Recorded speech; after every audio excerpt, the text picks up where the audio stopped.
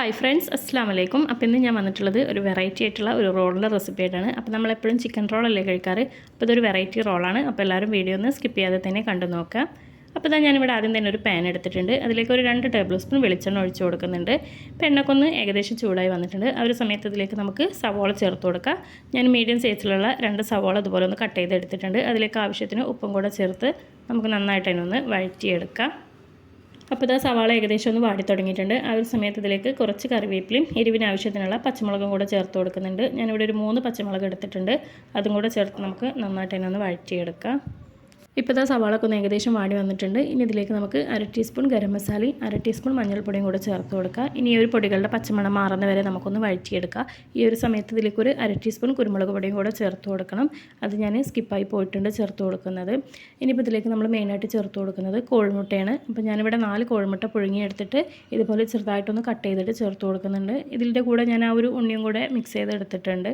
അപ്പോൾ അതും കൂടെ ചേർത്ത് നമുക്ക് മസാല ഫുള്ളായിട്ടൊന്ന് റെഡിയാക്കി എടുത്തിട്ടുണ്ട്. അവസാനമായിട്ട് കുറച്ച് മല്ലിയിലയും കൂടി ചേർത്ത് കൊടുക്കുന്നുണ്ട്. അപ്പോൾ നമ്മുടെ ഫില്ലിംഗ് ഇവിടെ റെഡി ആയിട്ടുണ്ട്. ഇനി നമുക്ക് ആ ഒരു ഫില്ലിംഗ് ഒക്കെ ഒന്ന് നിറച്ച് കൊടുക്കാനായിട്ട് നമുക്കൊരു ദോശ റെഡിയാക്കി എടുക്കണം. അപ്പോൾ അതിനായിട്ടുള്ള ബാറ്റർ ഒന്ന് നമുക്ക് റെഡിയാക്കി എടുക്കാം. അപ്പോൾ ഞാനിതിവിടെ ആദ്യം തന്നെ ഒരു മിക്സിയിലെ ജാർ എടുത്തിട്ടുണ്ട്. അതിലേക്ക് ഞാനൊരു 3/4 ഗ്ലാസോളം വെള്ളം ഒഴിച്ച് കൊടുക്കുന്നുണ്ട്. അതിൻ്റെ മുകളിലേക്കായിട്ട് ഞാൻ മൈദമാവാണ് ചേർത്ത് കൊടുക്കുന്നത്. പിന്നെ അതിലേക്ക് ആവശ്യത്തിനുള്ള ഉപ്പും അതുപോലെ തന്നെ ഒരു കോഴിമുട്ടിൻ്റെ പകുതിയും കൂടെ ചേർത്ത് കൊടുത്ത് നന്നായിട്ടൊന്ന് അടിച്ചെടുക്കുക. അപ്പോൾ ഇതാണ് ഞാനിവിടെ അടിച്ചെടുത്തിട്ടുണ്ട്. അപ്പോൾ നമ്മൾ ആദ്യം വെള്ളം ചേർത്തിട്ട് മൈദപ്പൊടി ഇട്ട് കൊടുക്കുന്നുണ്ടെങ്കിൽ നമുക്ക് അത്ര പെട്ടെന്ന് ബുദ്ധിമുട്ടില്ലാതെ തന്നെ അടിച്ചെടുക്കാനായിട്ട് പറ്റും. ഇനി നമുക്കിതൊന്ന് ദോശയാക്കിയിട്ട് ചുട്ടെടുക്കാം. അപ്പോൾ അതിനായിട്ട് ഞാനിവിടെ പാൻ എടുത്തിട്ടുണ്ട്, ചൂടാക്കാനായിട്ട് വെച്ചിട്ടുണ്ട്. നന്നായിട്ടൊന്ന് ചൂടായി വന്നിട്ടുണ്ട്. അതിലേക്ക് നമുക്ക് കുറച്ച് മാവ് ഒഴിച്ച് കൊടുത്തിട്ട് ചെറിയ ചെറിയ ദോശകളായിട്ടൊന്ന് ചുട്ടെടുക്കാം. അപ്പോൾ ഞാനിതാ ഈ ഒരു വലുപ്പത്തിലാണ് ഇവിടെ ദോശ ചെയ്തെടുക്കുന്നത്. അപ്പോൾ നമ്മുടെ ആദ്യത്തെ ദോശ ഇവിടെ റെഡി ആയിട്ടുണ്ട്. നമുക്കിത് എടുത്ത് മാറ്റാം. അപ്പോൾ അത് പെട്ടെന്ന് തന്നെ ഇളകി വരും. അപ്പോൾ ഞാനിത് ഒരു പാത്രത്തിലേക്ക് മാറ്റി കൊടുക്കുന്നുണ്ട്. ഇത് മാറ്റിയ ഉടനെ തന്നെ നമുക്ക് അടുത്തത് അവിടെ അതുപോലെ ചൂടാനായിട്ട് ഒഴിച്ചു കൊടുക്കാം. ഇനിയിപ്പോൾ നമ്മൾ റെഡിയാക്കി എടുത്തിട്ടുള്ള ആ ഒരു ഫില്ലിങ് ഇതിലേക്ക് വെച്ച് കൊടുത്തിട്ട് ഇതുപോലെ ഒന്ന് 2 സൈഡൊന്ന് നമുക്ക് ആദ്യം മടക്കി കൊടുക്കുക.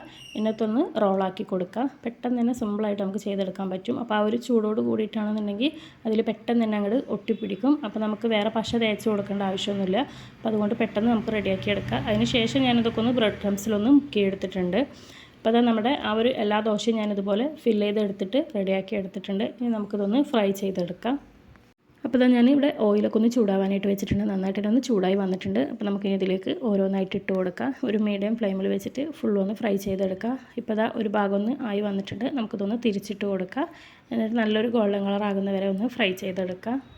അപ്പോൾ നമ്മൾ ആദ്യം തിരിച്ചിട്ടിട്ടുള്ള ഭാഗം നല്ലൊരു ഗോൾഡൻ കളറായി വന്നിട്ടുണ്ട്. നമുക്കതപ്പോൾ ഒന്നും കൂടെ തിരിച്ചിട്ട് കൊടുക്കുക. എന്നിട്ട് ആ ഭാഗം കൂടെ നല്ലപോലെ ഒന്ന് ഗോൾഡൻ കളറാക്കി എടുക്കുക. അപ്പോൾ നമ്മുടെ റോളൊക്കെ നല്ലപോലെ തന്നെ ഒന്ന് ക്രിസ്പിയായി എല്ലാ ഭാഗവും ഒരുപോലെ മൊരിഞ്ഞ് വന്നിട്ടുണ്ട്. അപ്പോൾ നമുക്കിത് എണ്ണയിൽ നിന്നും കോരിയെടുക്കാം. അങ്ങനെ ഇതാ നമ്മുടെ ടേസ്റ്റി ആയിട്ടുള്ള എഗ് റോൾ ഇവിടെ റെഡി ആയിട്ടുണ്ട്. അപ്പോൾ തീർച്ചയായിട്ടും നിങ്ങൾ ഒരു തവണയെങ്കിലും ഇതൊന്ന് ട്രൈ ചെയ്ത് നോക്കുക. ഭയങ്കര ടേസ്റ്റിയാണ് കഴിക്കാനായിട്ട്. കുട്ടികൾക്കൊക്കെ വളരെയധികം ഇഷ്ടപ്പെടും. അപ്പോൾ തീർച്ചയായിട്ടും എല്ലാവരും ട്രൈ ചെയ്ത് നോക്കുക. വീഡിയോ ഇഷ്ടപ്പെട്ടാൽ ലൈക്ക് ചെയ്യാനും ഷെയർ ചെയ്യാനും സബ്സ്ക്രൈബ് ചെയ്യാനും മറക്കരുത്.